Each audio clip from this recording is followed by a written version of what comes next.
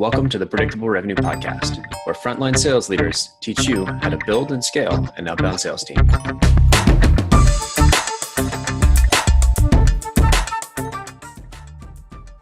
Okay, welcome back, everybody. I'm your co-host, Collin Stewart. Today, I'm joined by another co-host at Building the Sales Machine, but he's also the head of inside sales at Zocdoc. I'd like to introduce Evan Bartlett. Say hi, everybody. Hi, everybody. Thanks for having me on. Thanks for coming on the show, man. We had a couple of really interesting conversations leading up to this, and I think this is going to be a slightly higher level conversation than most of our previous episodes, because normally we get into sort of the detailed tactics of individual prospecting efforts, or how to write an email, when GIFs are great to use, when videos are great to use, but today we're going to kind of step it a level up, because Evan's in a bit of a unique situation in that he's one of the guests on the show that's probably built fairly large, one of the largest teams that we've had so far. How many people would sort of roll up underneath you here? So today we have about 80 sellers and managers on the inside sales team. And then in prior roles at Living Social, we had teams that were quite a bit larger than that. Mm-hmm. And so the topic today is really focused on sort of sales management and how it's the key to sort of leveraging and scaling your sales organization. So Absolutely.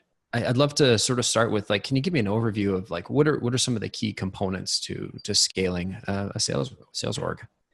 Yeah, so I think this is a big topic for startups and startup sales leaders.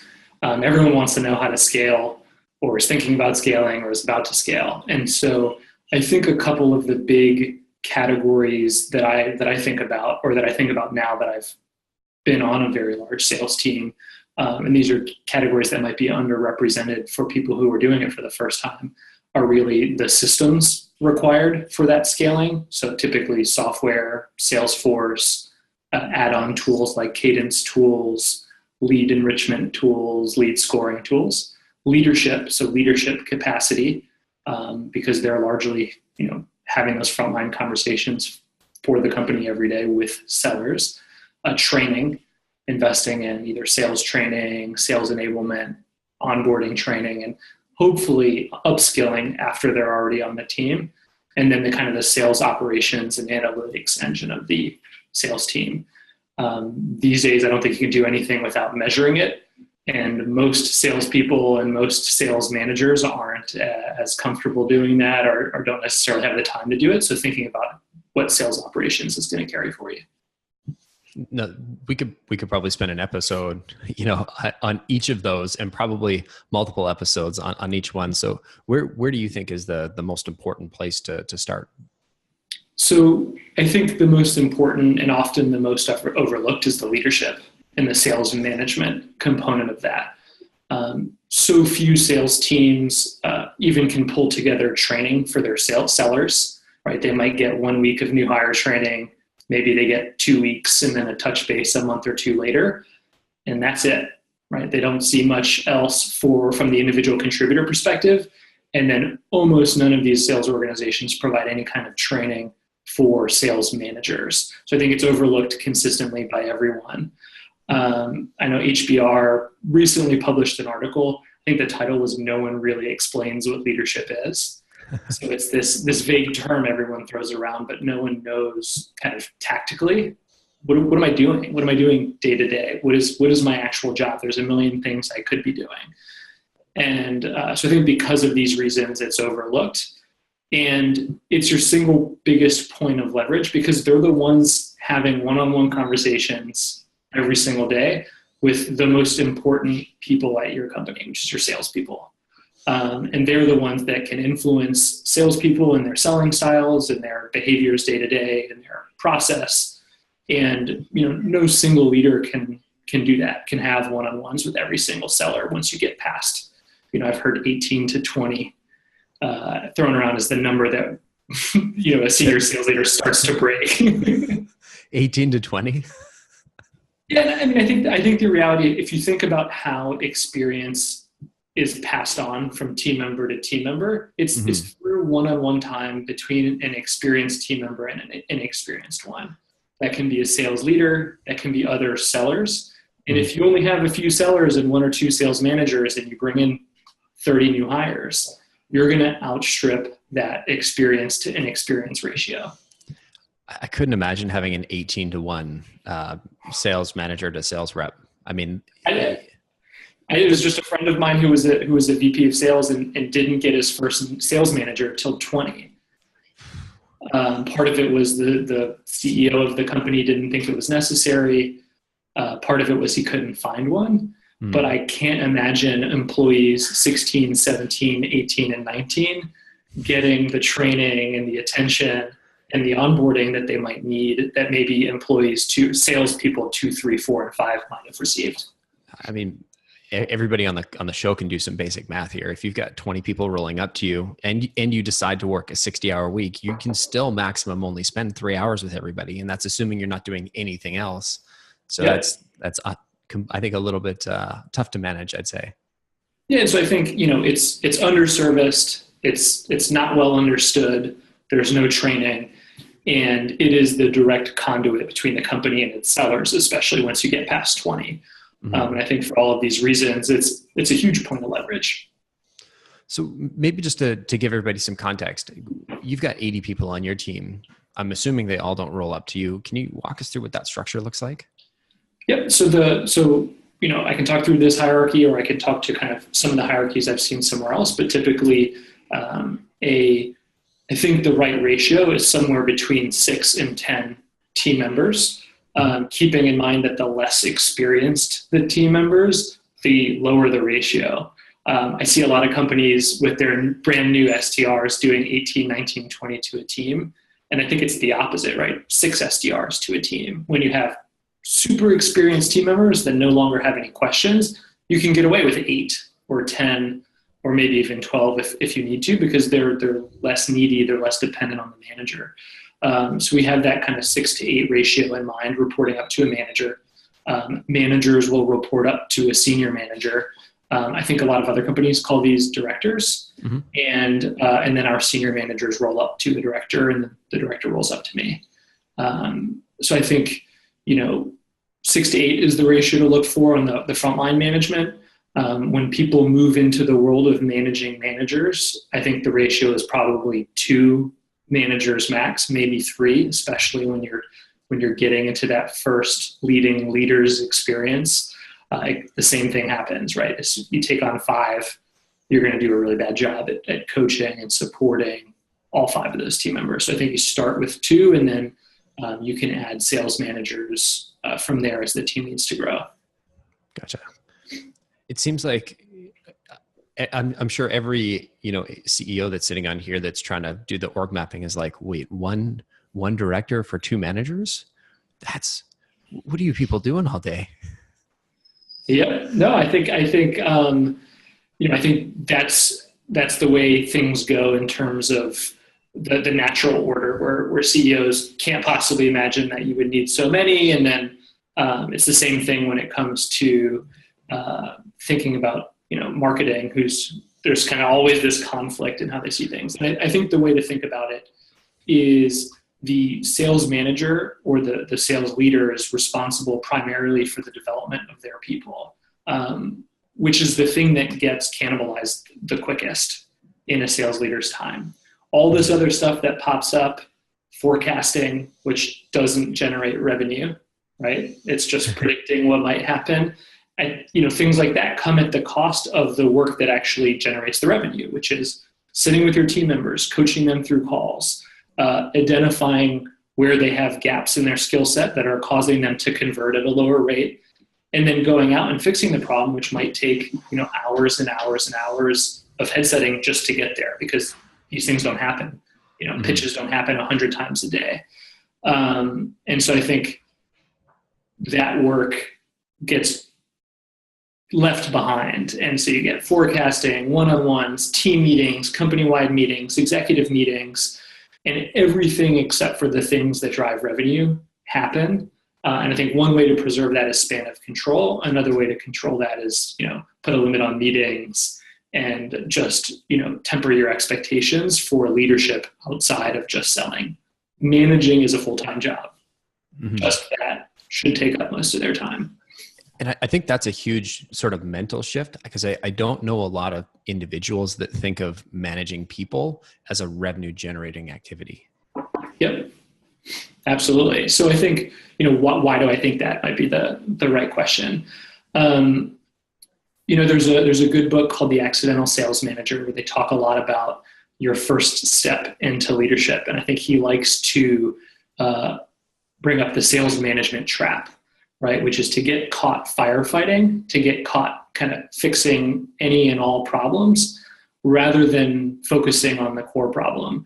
And the way I've seen that sales management trap manifest itself, especially with new frontline managers, is that they are firefighting and often getting involved in closing the deals themselves so much that they're actually not teaching their sellers or team members to do that work. And so what they do is they create a dependency rather than develop an individual that can stand on their own and hit their target. In some organizations, I think it's probably much easier said than done, because the target might be easy enough to hit, and the sales manager might be kind of like a super AE and their team members setting meetings for them. And so I think, this obviously depends, and this is kind of the caveat for everything we say. It really totally depends on industry, product, ACV, all of that. Some of the things I'm saying might be the right thing for your business. But generally speaking, you're not going to get the revenue production if it's one person closing everything that you could get if that person can develop and build 8 full-fledged, experienced sellers that don't need day-to-day oversight. The second one takes a little bit more time, and that's often why it gets sacrificed for short-term results, and that's kind of the vicious sales management trap cycle that people fall into. So now that like, I think everybody's sort of on board with, yes, this is a very high leverage activity that we need to make sure we carve out time for. What does good sales management look like? So, I've been a practitioner of bad sales management and good sales management over the years. So obviously a lot of this was kind of created from my personal experiences. And then when I moved into the position where I was developing sales managers, and they were asking, what the heck is this? How do we define it? And so I really looked at my shortcomings, and I said, what problems am I facing on the team? And I would write those down. I'd be like, as the sales manager, I need to be able to deliver these things. And so it fell into a handful of categories. I look for people who can create buy-in. So that is kind of earn the trust and credibility of their team members. There are positive and negative ways to do that. But ultimately, if you're going to lead, you have to earn that right. It doesn't just kind of come with the title. They need to be strong, effective communicators, because ultimately they're in a position of communicating the job to their team members. They need to be strong motivators. And I think that starts with understanding that every single seller has different individual motivations for being there. And so that requires some flexibility when coaching or leading different teams. I think a lot of people default to just assuming that everyone's motivated by the same things that they are motivated by. And then now we get to the big one, right, which is development, which is coaching, giving feedback, and teaching someone to sell in the same way or at the same level that you were when you were an individual contributor. The last couple, this next one is accountability. I keep that kind of later in the pile, because I think if you haven't done the traits or the tasks up above, you probably haven't earned the right to hold sales reps accountable. Mm-hmm. But there are times where you have to have those tough conversations where you as the leader put in a lot of time, really worked to help get this person to this point, and maybe they didn't honor their side of the equation, and you got to have that tough conversation. And then the last two, I think, are structure, right? You have to be a little bit more organized as a sales manager. I've seen lots of top reps get by with messy pipelines, no task management.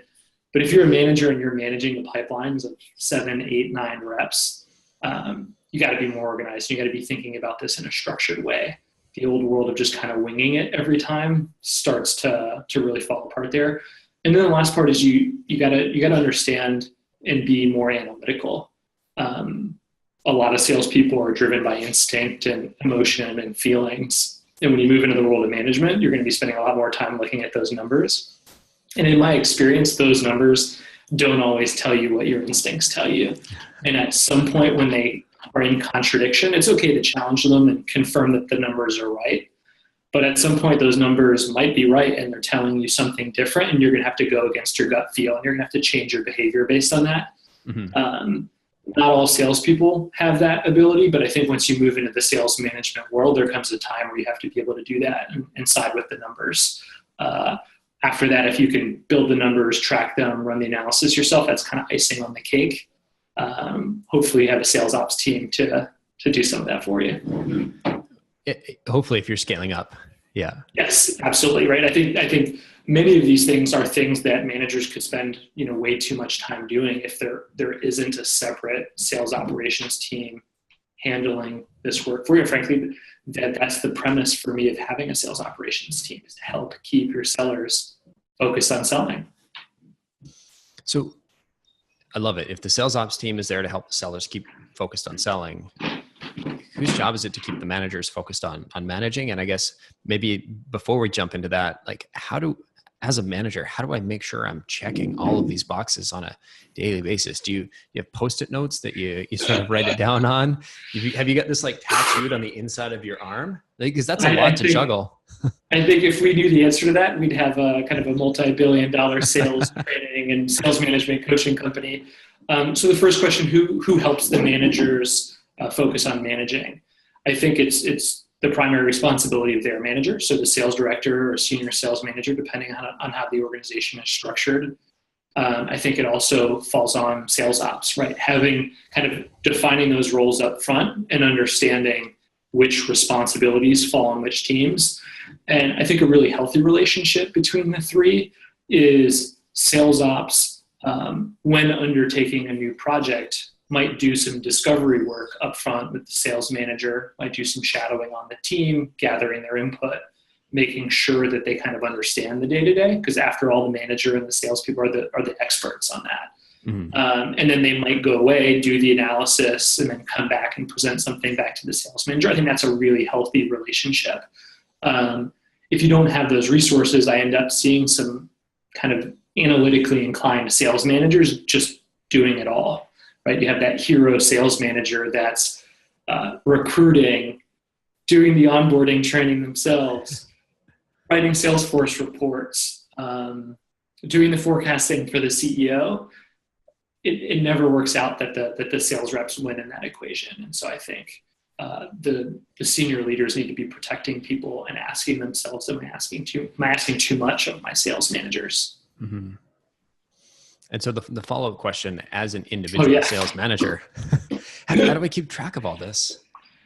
So I think let's be honest, right? Not every sales manager is going to do all of these things in spades. I think there is a kind of minimum bar that you need to be able to hit in these equations. And then they're going to be your natural strengths, right? I know people that are just incredible motivators, but they're not as analytical. Right? I know people that are off the charts analytical, but they really struggle to connect with their team members. And so I think if that equation gets too far out of balance, I think the whole thing falls apart, and you're going to have a manager that can't effectively lead. And the question is, how do you get that minimum level? And so I think being aware of them up front, and then setting these expectations. I think the senior leader that's working and developing that manager, if you start with this equation on the table, as they get going, the both of you can be making an assessment. Like, where are your strengths? Where are your weaknesses? Where are some blind spots? Some things that could be helping you get the buy-in of your team and lead them in the right direction, but maybe we've underinvested in. So I don't know if that answers the question, but it's a constant juggling act. This list came from me personally as a leader, always feeling like I was dropping one of the balls that I was juggling and failing, out of this guilt, being like, I need to build a list, right? I need to write this stuff down so that I'm constantly checking in and saying, like, am I at the top of my game for any one of these categories? And I know some of these categories I'm terrible in, right? And motivation is a really tough one for me because I'm hyper motivated. I'm always thinking about sales 24 hours a day. Mm-hmm. And we have salespeople that don't, right? We have salespeople that want to go back to their homes and see their families and not think about sales. And so it was a long, hard lesson for me to kind of be open to that and to accept that and learn to relate and speak to that kind of seller. And I've had great sellers that have that profile and have just delivered incredible value to the organization. And I would have been missing out on that if I didn't learn to connect with them. Awesome. So I'd love to sort of dive in on some of these traits. There's buy-in, communication, motivation, development, accountability, structure, process, and analytics. Mm-hmm. So and you say, basically they all build on each other, sort of like a pyramid. And if you remove one of these layers, basically, so buy-in is at the top of my list, but I guess at the bottom of the pyramid. If you lose buy-in, then everything else falls apart. So I think, let's take this from the perspective of either a new manager that got promoted internally or a new manager coming in from outside of the organization. Right away, first step for both is, how do I earn the trust and get the buy-in of the new team members that I'm going to be leading? Mm-hmm. The external manager has an uphill battle, right? Immediately the sellers are thinking, you don't know my product, you haven't sold this. None of the sales skills you've developed over your career could possibly be relevant in our situation. And the internal person, if they were the top salesperson, regardless of whether or not it's true, everyone's saying, well, you know how to get results and you're going to be able to teach me how to get results. So I think buy-in is going to come easier to the internal promote. And so let's take them separately. For the internal promote, I think the thing I've learned is your day of highest credibility was your last day of a seller, and it's all downhill from there. Right? There will come a day where no one remembers when you sold, and you're that old guy thinking back to when you used to hit the phones. And so don't think that credibility sticks around forever, and don't think that you need to keep working at it to deliver it. I think the risks in the buy-in category for that internal promote is they're going to be managing their peers. It's really awkward to go from friend and peer and colleague sitting side by side to management and management responsibilities, right? Where you have to really change the nature of that relationship.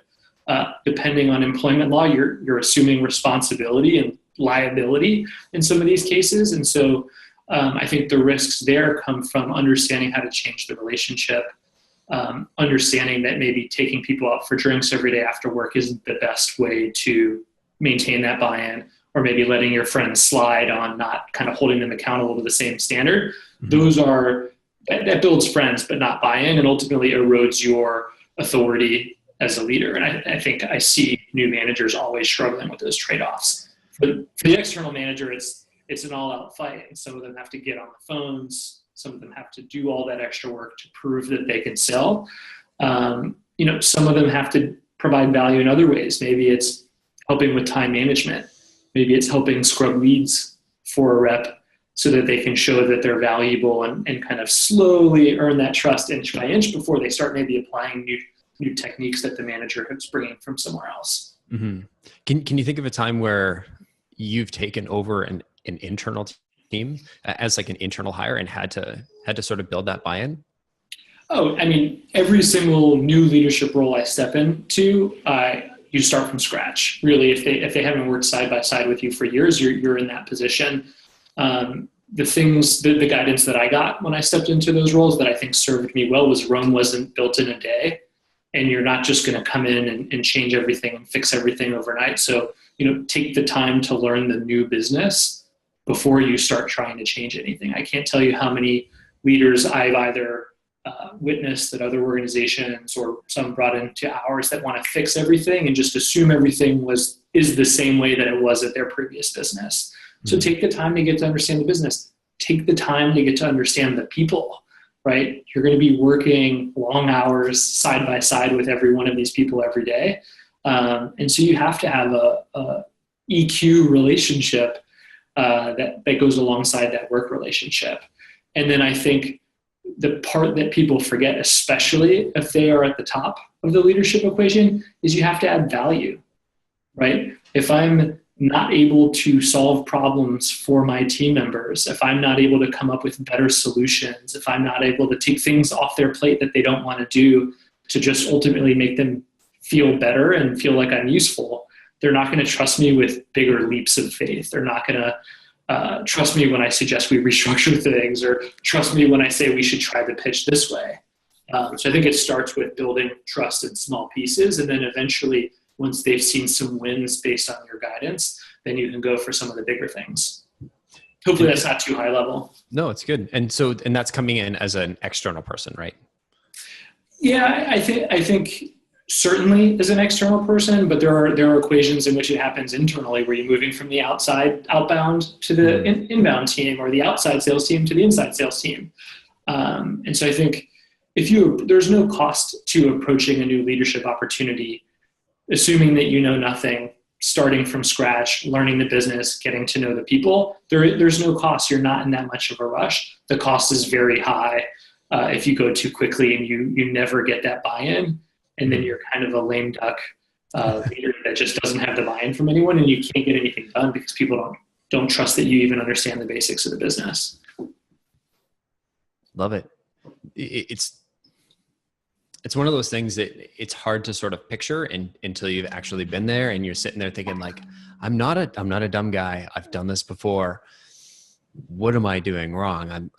But you've jumped way up the pyramid way too quickly, and you haven't started at that foundational level of building that buy-in, building that trust. And I think that's the type of, that's the thing that motivates me to do a podcast like that. We have team members on our team today that are sellers and want to be managers, and they express that interest. And, we're having conversations about these traits, and everything's so intangible.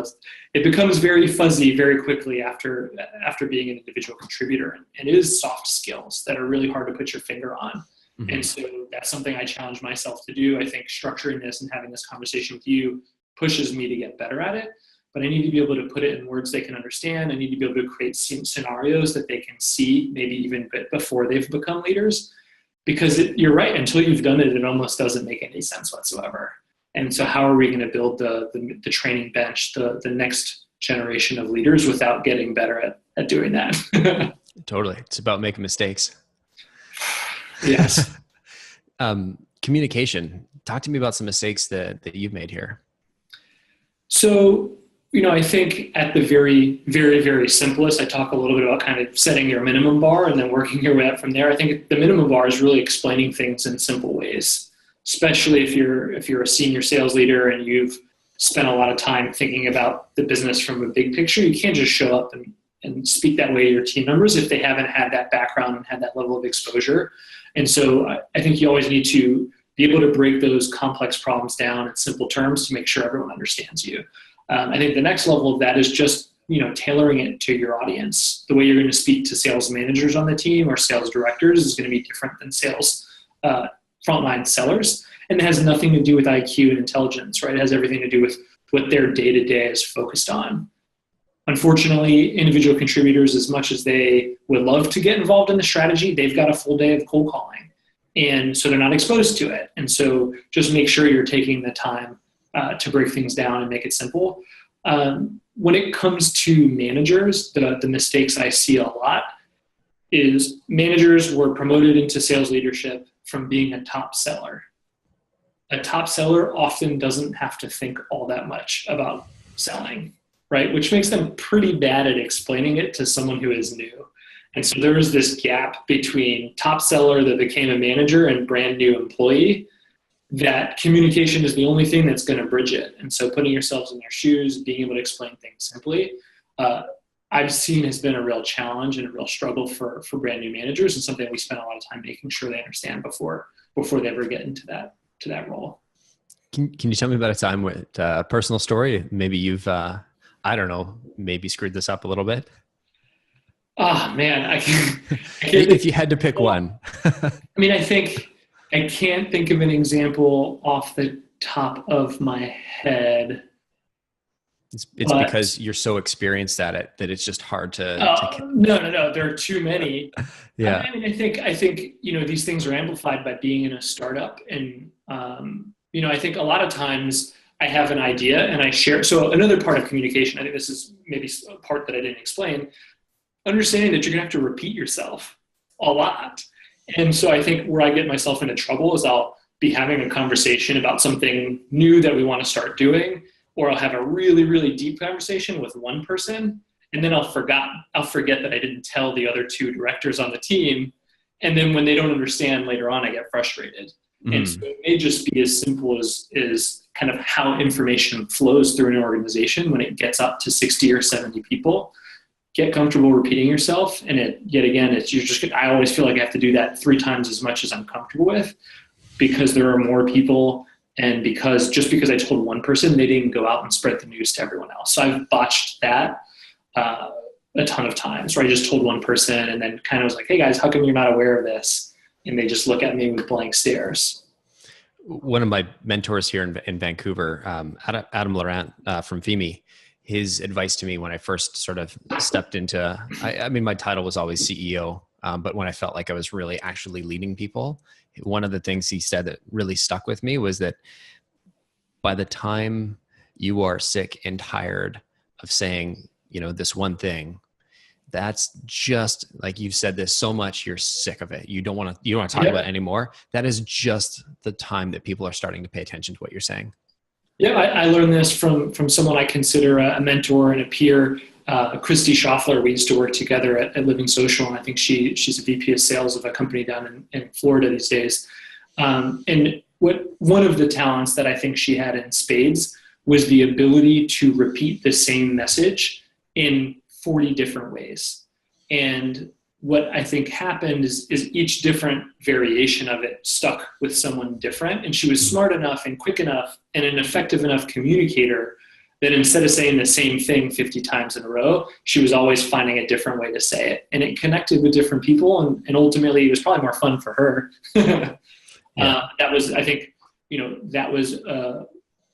I watched her execute on this communication trait masterfully. And I'm still trying to get there myself. It's the opportunity to be a little bit creative in the role. Yeah, absolutely. Yeah. Speaking of creativity, we're going to talk about motivation. Can you do your best Alec Baldwin for me?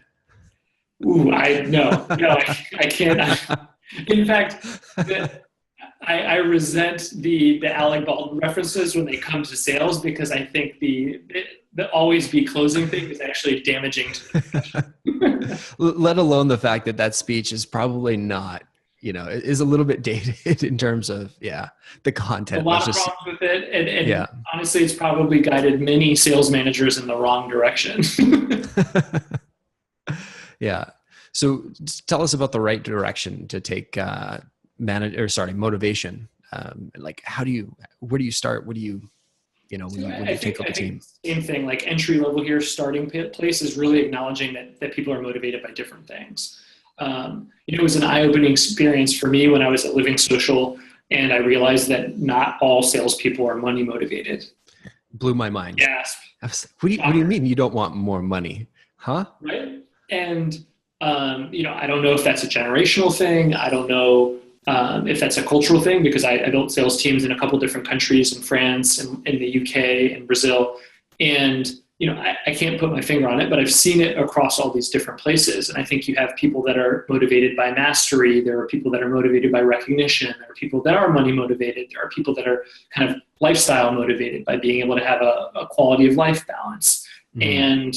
And if you wave that money in front of the wrong person, it's not going to connect. And it's not a one size fits all approach. I think, and table stakes is just understanding that it's different. Another kind of rule that I learned, and I stole it from somewhere. I can't even remember where I stole it from, but I call it the motivation triangle.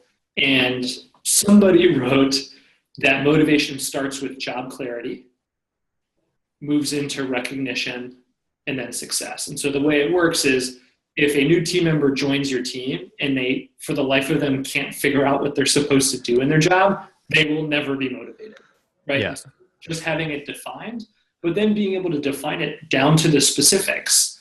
In this outbound account executive role, we expect you to get 50% of your opportunities from your SDR, 50% need to be self-generated. The self-generated portion of that we expect for you to get through a cold call cadence.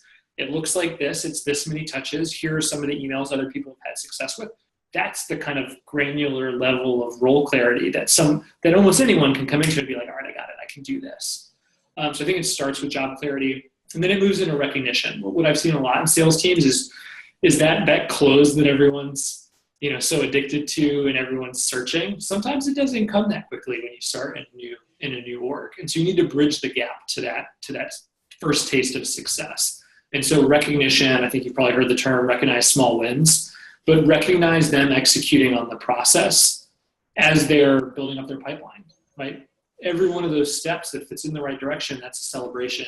And it helps bridge the gap and the fear between all the work that they're doing and the payoff, which sometimes that payoff on a long sales cycle can be soul crushing. And so, that recognition, I think, is the middle piece. And then when they actually taste success, that's what closes the loop, gets them really motivated. I think it ties back to buy-in, right? If you have explained what the job is, supported them and coached them all the way through till they get that win, it clicks, right? They click and they buy into you a little bit. You get that win a couple of times, they're going to trust you more and more. And eventually you're going to kind of build up the leadership everyone writes about in books, the leadership that salespeople will run through walls for you. It's evasive, but I think that's how you get there, is by coaching so many people to that success. And we're addicted, we're salespeople, we're addicted to that success. Mm-hmm. It's such a great point. I think just based on our last sort of communication point, I think we need to say it again, is that it's really hard to recognize the sort of middle steps before you get to that final, hey, I've closed a deal, unless you have that role, unless you start with that role clarity. And I would say, I think a lot of companies out there don't even know what the middle steps are, right? It's such a common mistake to focus exclusively on results or outcomes and on none of the inputs. And what could possibly be a more confusing message to new people joining the team than close more deals, go get more results. But we're not going to tell you where they're coming from or how to get them or the steps to get there. Mm-hmm. I see that as my job. I see that as our leader's job, to crack the code, to break down the sale into those steps, understand the relationship between the inputs and the outputs, because that's where your coaching and development is going to come from, is teaching that playbook that works, as opposed to what I think happens is either coaching to the scoreboard or coaching to what worked for me as a sales manager, right? And then I think a lot of that, I think that's what happens. And frankly, that's not just the sales manager's problem, right? If the leadership didn't invest in reverse engineering the sales process and figuring out what works, the sales manager really can only coach what worked for them.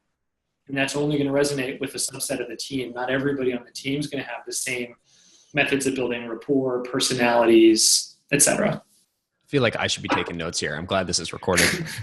Hope I'm not getting too worked up. I get a little passionate about this. I love it. Love it, Evan. So now that you've got sort of the team's bought in, they understand they understand what their goals are. They know what the role is. They're motivated. Next step is development, right? You're bringing in new team members. You need to get them from, point A to point B, which would be, whether it's, I don't know what the development plan is in your organization, whether they're progressing from, SDR to AE to senior AE or whatnot. But how do you take somebody from, fresh to, ready for that next role? Yep. So I think, the order of these traits matters at this point, because you're not going to be able to develop someone until you've achieved that buy-in. You're able to effectively communicate, and you can kind of get them motivated enough to try new things. Then when you're starting to think about development, a new person has everything to learn, and you can't start by just throwing all of those things at them at once. That's the throw 6 tennis balls and see how many they catch type of situation. And so I think the key to this, for me, at least what I've learned in my career, and we've seen some, obviously I haven't cracked the code. It doesn't work everywhere. It's not perfect all the time, but is really asking yourself, what is the most basic skill that this person is lacking that's preventing them from getting to the next level of success? And so if maybe a way to do this is, say, if you have your basic skills on the left-hand side and your advanced skills on the right-hand side, what I see is a lot of managers, because they are such good sellers, really focus on all those advanced skills. So new person shows up 3 weeks in, the manager's like, you can't close. Well, that is true, right? But it's not particularly useful. And so I think it is factually a correct statement. But what they need to be asking is the question, why can't they close? They're not listening, why aren't they listening? They're not confident enough in the way that they're speaking about the product. And so they're so nervous about what they're saying that they can't pay attention and listen to what the other person is saying. Why are they nervous? They haven't role played enough, right? And you got to work your way from the advanced skills all the way up to kind of the most basic skill that might be missing. And then that's kind of where your starting point is. And so I think you can do that through observing them, through headsetting, through just watching, whether it's remotely or just kind of shadowing if you're an outside sales seller. You can also do it by looking at the numbers, right? A lot of times you can work your way back up that pipeline and find the first spot in the pipeline where they're just converting less than everyone else. That's a good hint that there might be an issue to start with. So I think that's really the diagnosis portion of coaching. And I think a lot of people just jump to conclusions really fast. I know it's wrong. I'm going to teach you this new power close, and your close rate's going to go through the ceiling. Mm-hmm. Once you get the diagnosis, I think the next step is really about building a coaching plan, and it's always best when done together. If you can ask questions and get that team member to diagnose the same problem on their own, they're going to be bought into working on fixing it. If you're just like, hey, you really suck at this thing, that is not a super motivating way to get their sign up or buy-in to work on this problem. So self-diagnosis, see if they can get there and identify the problem on their own, and then say, great, we're in this together, let's figure it out. And I think you can prescribe a portion of the coaching plan to them. It might be more headsetting, it might be shadowing other reps, it might be writing out their own script in their words, whatever it might be. And then there's a portion of that coaching plan that's owned by the manager, right? A lot of managers like to say, like, this is on you, right? Go get better at this. Mm-hmm. And I think, we've all had deadbeat teachers in college or in high school, and we've had those engaged and proactive teachers that get involved in the learning. And I think that's what works best. What is your portion of that responsibility as the leader? Are you committing to go scrub 5 extra leads and review those leads at the end of the day with them to help them understand why they're getting the wrong leads? Are you going to role play with them? Are you going to do hot potato with the group in a group setting just to help people come up with objections faster? There's kind of an active learning component to this. How frequently do you play hot potato? It's been a while, but I think back when I focused purely on SDRs, when new people join and they have not spent a lot of time client facing, everyone's got nerves to deal with. And I think being put on the spot in a time sensitive situation in a group setting, it doesn't quite approximate being on a cold call or being in an in-person meeting for the first time, but there's that kind of edge and sensitivity to it. So you can help desensitize people to that by taking the pitch, splitting it up amongst the team members. Each person says a line and passes it on to the next person. It's a good learning mechanism. Doesn't work for all types of learners, but it's a good one for a certain set of people. No, like real hot potato, or do you use something? No, just the scripting line. Just the scripting. You can do that with objections, right? You can have someone throw an objection and then point. Right? No one knows who's going to be coming next. And so, that recreates that selling environment off the phone. I think a lot of sellers, it takes a certain amount of at-bats to learn how to do something. And if prospecting is hard and they don't have the top of their funnel, they're just never going to get the at-bats to get good at those skills. And so, a big part of this development piece is how managers give them at-bats, real-world situations that approximate a sale, and let them practice and try things out before they kind of botch it in the real world.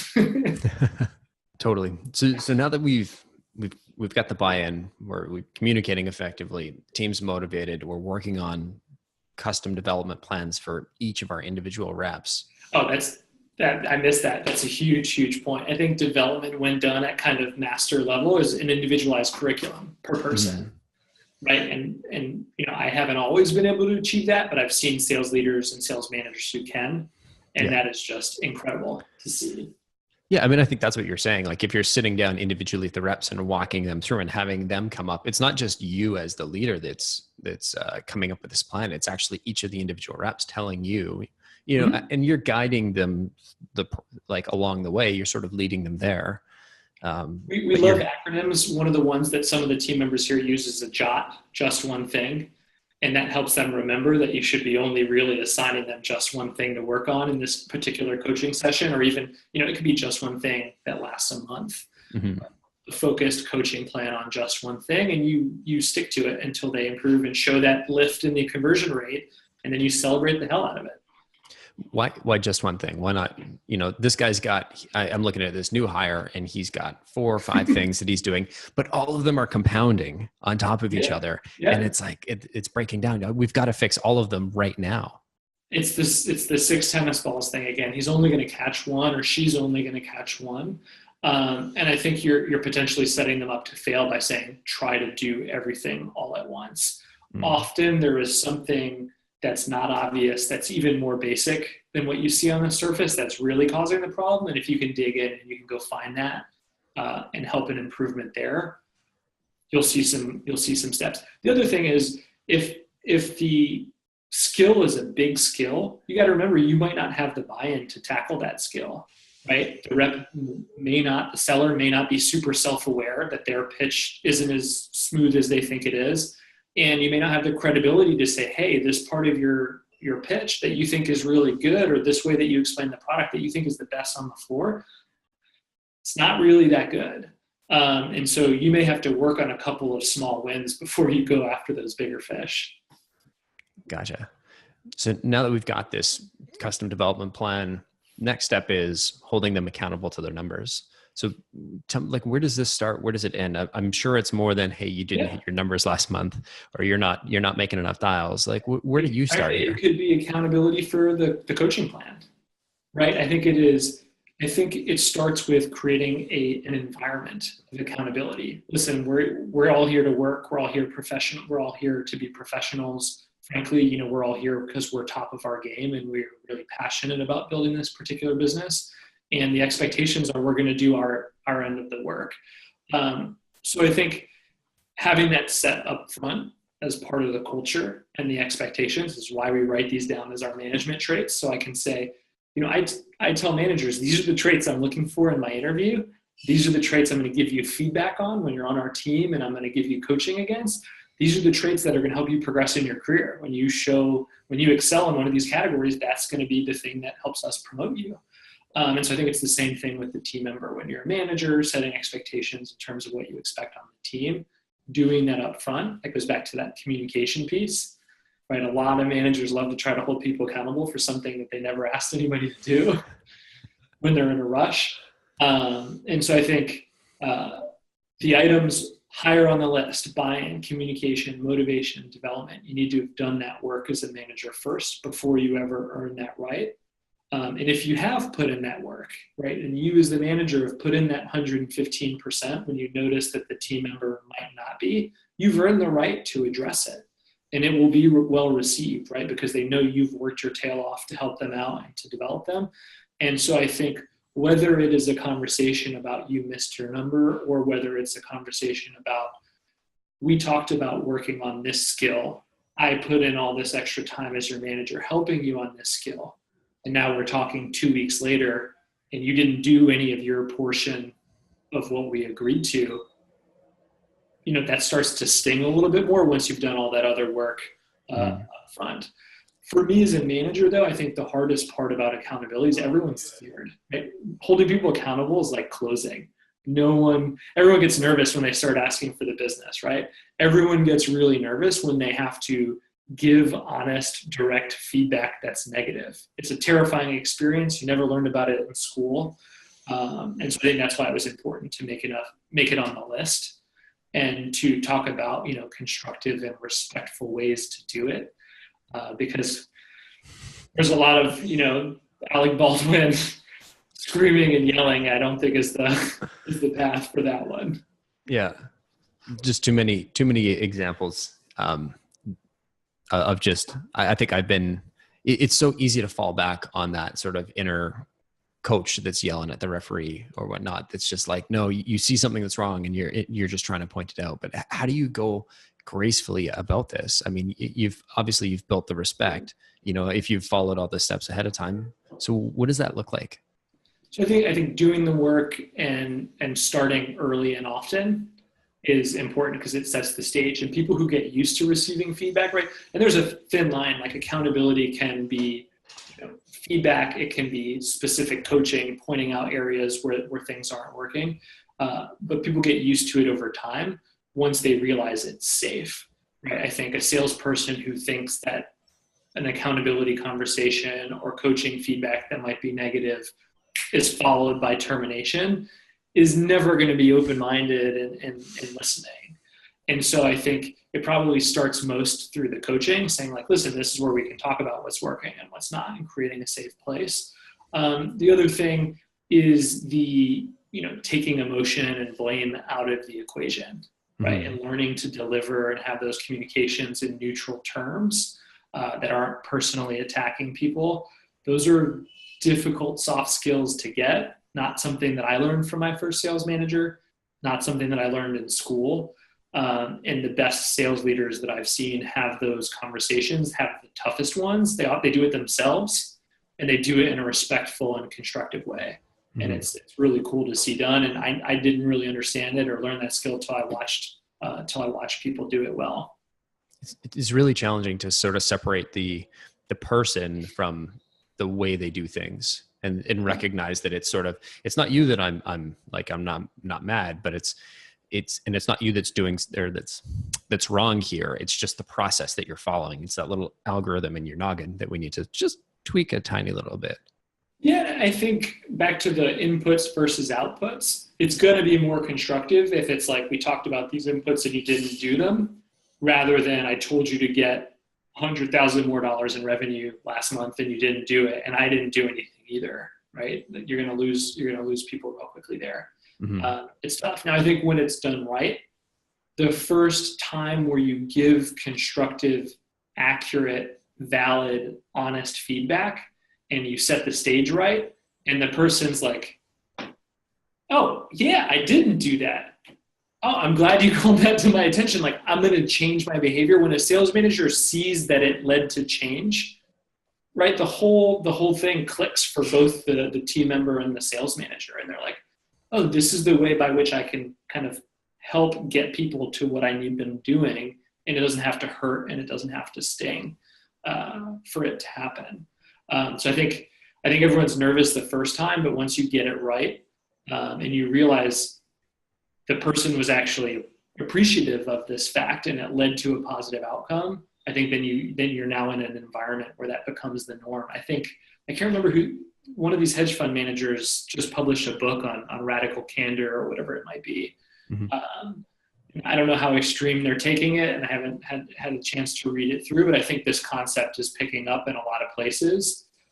It's just, the accountability is where it shows up the most, but it can be, all kinds of direct feedback. We're not holding their feet to the fire, but we've got the development plan. We're working on them, and we're holding them accountable to actually acting on that. Next step is sort of structure and process. So can you give me some examples of what are some good examples of structure and process? Maybe what are some bad examples of process that you've seen that hasn't worked so well? Yeah, so I think it can be anywhere, but one example of structure and process is a sales leader that I used to work with that had built their own format and structure for one-on-ones. And they had a system by which they emailed the recap of the one-on-ones. That way it was explicitly clear what was agreed upon and who was going to do what. And they used that structure and process to help provide the foundation for accountability later if there was any questions as to what was supposed to happen. So I think that's an example of planning ahead, putting process in place. That wasn't obviously accountability wasn't the only benefit. They had a section in this format where the team member was bringing their parts of the one-on-one, certain numbers, certain questions, specific accounts. And I think they got more value out of their one-on-ones than 99% of the managers I see out there who just kind of walk in and say, yo, what's up? What's on your mind? So I think that would be one example. I think, a cadence, a follow-up process, rules of thumb around kicking deals out of your pipeline if no movement has happened are all examples of process that I've either seen managers come up with or, senior managers develop with those teams and roll it out. At the very simplest level, it's if you're going to help 8 people at once, it does help if there's some overlap and there's some structure to their approach. And so that might be as simple as the sales process, frankly, right? And having common stage definitions where everyone on the team is using. I strongly believe everyone on the entire sales team should be sharing those, but at the very basic level, using the same definitions for your team members. Mm-hmm. I think the opposite is just winging it, right? Salespeople love to do things on the fly. No. Right? And honestly, we overlook this part of the conversation. This is kind of an obvious one I should have said earlier, is being a sales manager almost has no overlap with the skills of being a salesperson, right? And being able to wing it and improvise in a sales situation is a huge skill. But being overly reliant on that in a management situation can get you into trouble. And so I think that's where the structure and process approach come into play. Yeah, I smile. I interview a lot of people now, and I smile when I'm interviewing somebody new, a fresh college grad or experienced salesperson. I'm like, what are your future career goals? Where do you want to be? And almost everybody says, I want to be a manager. It's like, well, do you really enjoy sales? Oh yeah, I love sales. It's like, well, why would you want to manage salespeople? Like it's a different job. You either want to manage people or you want to be excellent at sales. And it's okay to want to do one or the other, but being excellent at sales doesn't necessarily mean you're going to be the sales manager one day, nor should you. I know so many salespeople that make way more than their managers. Absolutely. And I personally went into management because I got more out of the rush of watching someone else succeed and do the job well than I did from closing business myself. Mm-hmm. I was just so terrified that I wasn't going to get the next one. I never really stopped to enjoy the close itself. But, I liked the coaching and development aspect. I liked working closely with people, like seeing them kind of wrap their head around new tasks. As obviously people can tell I'm a geek for this stuff. So sharing it is a big part of who I am. And I think that's why the leadership track really drew me into it. Even if, like you just said, I had no idea what it was getting into it. Absolutely. It was something that was just sort of, I got by default because, Accidental Sales Manager. Yeah. If you're in that boat, read the book. It's a little bit all over the place, but there are just really good nuggets spread throughout. Perfect. So last piece we want to talk about, and I know we've been going on for an hour, but this has been an amazingly detailed conversation. I think I'm going to go back and take so many notes. Hopefully we weren't too theoretical. I know the show's about being tactical. Every now and then I think we got to change it up just a little bit just to keep people on their toes. So it's not exactly the same thing over and over and over again. But talk to me about the analytics and I'm sure, most people have their basic pipeline analytics, but what are the important ones to you? And maybe what are if there's some stories of times where it hasn't worked out so well for you? Okay. So I think, this analytics piece is really about the future of sales. The way things are going with technology, we are now in a position to be able to measure so much more of what we do.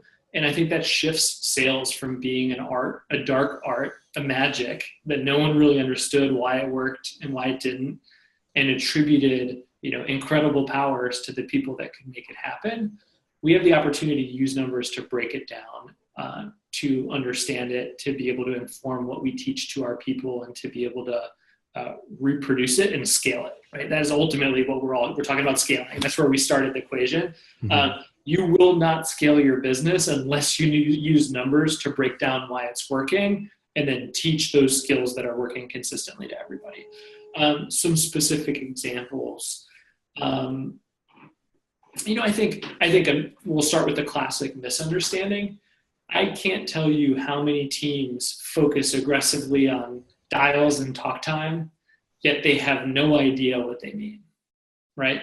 And so they're recommending dials and talk time. I've seen a lot of teams where the people that have the highest of both of those numbers have the lowest results. Mm-hmm. And no one's asking any questions. It's an important number. You have to have this at a minimum. And so the question is, why aren't they related, right? And that's because you have only taken a look at the quantitative aspect, and you haven't really broken it down further and said, well, what's the difference between a call that converts and one that doesn't?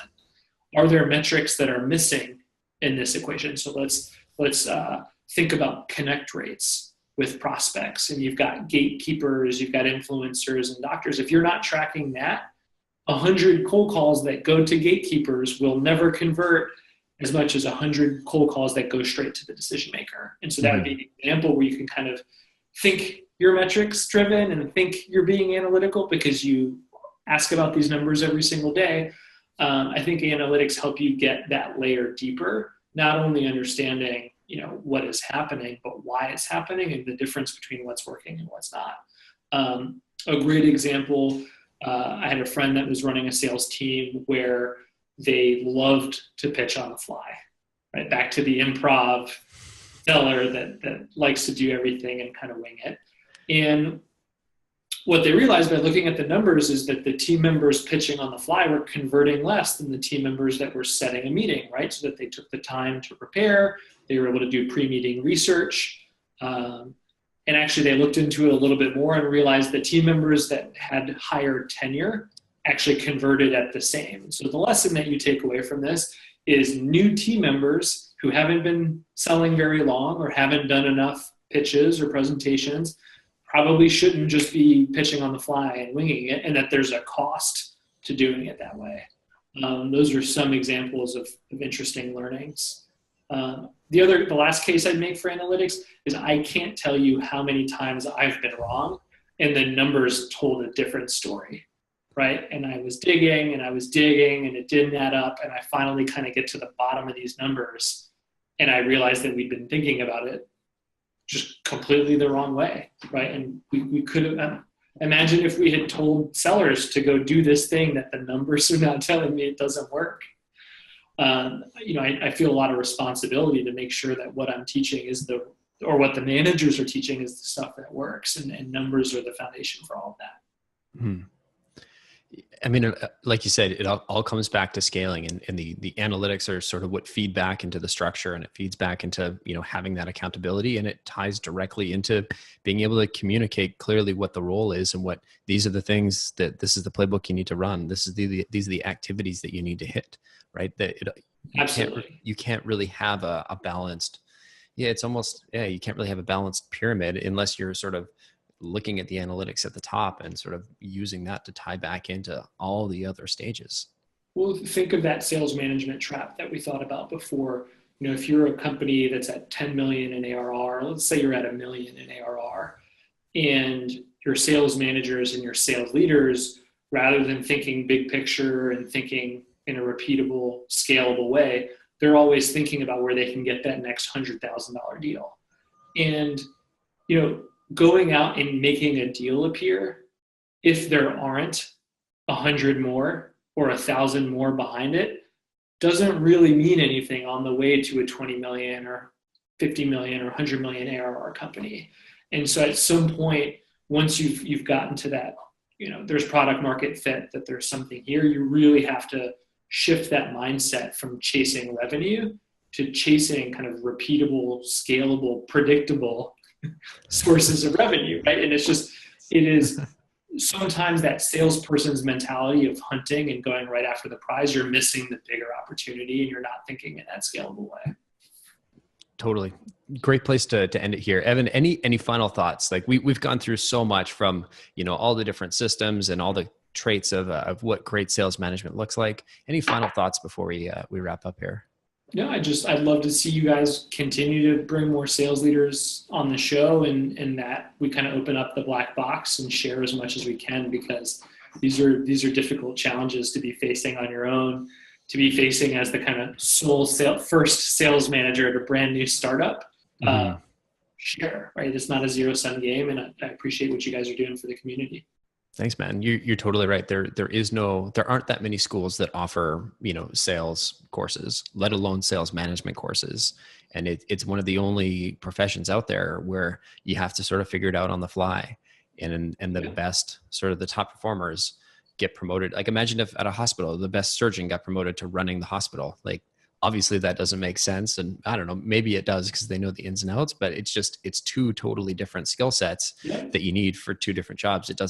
But it feels like everybody that goes into sales, or the majority of people, feel like that's the natural next step, when in reality, it's not. It's a totally different job. Yeah, let's knowledge will help make the switch and the transition for people less painful. Beautiful. Well, Evan, thanks again. This has been very informative. I feel like I learned so much, and I hope the audience got the same. So thank you again for coming on the show. Thanks again, Collin. Appreciate it.